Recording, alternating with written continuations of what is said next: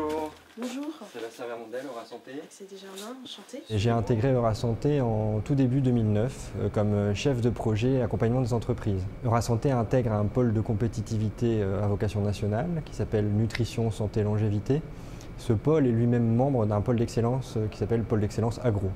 Mon métier consiste à rencontrer les entrepreneurs et les chefs d'entreprise, à identifier avec eux leurs projets de développement et leurs besoins et à mettre en face de ces besoins des ressources qui soient soit internes à Eurasanté, donc nos chargés d'affaires, spécialistes métiers, spécialistes marché, soit externes, c'est-à-dire essayer de trouver en région Nord-Pas-de-Calais un interlocuteur qui puisse répondre à leurs problèmes.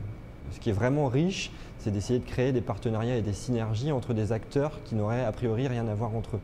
Ce qui me plaît le plus dans ce métier, c'est l'aspect relationnel, aller à la rencontre des chefs d'entreprise et des entrepreneurs, et surtout découvrir en fait des univers très différents, parce que ces chefs d'entreprise sont en général des gens passionnés et sont prêts à nous faire partager leur expérience du quotidien.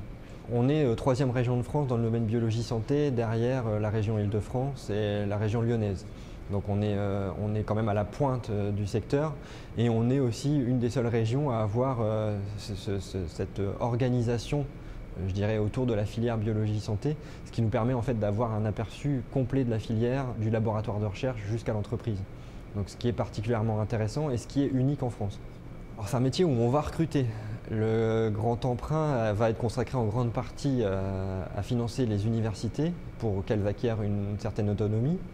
Et donc dans l'argent qui va être attribué aux universités, une grosse part va être consacrée à ce qu'on appelle la valorisation de la recherche, c'est-à-dire le transfert de technologies des laboratoires vers la création d'entreprises. Et donc au-delà de cet aspect valorisation, il va y avoir une grosse activité d'accompagnement des entreprises qui vont être créées suite à ce transfert de technologie. Et donc forcément, l'accompagnement des entreprises va être une activité qui va exploser dans les 4-5 années qui viennent.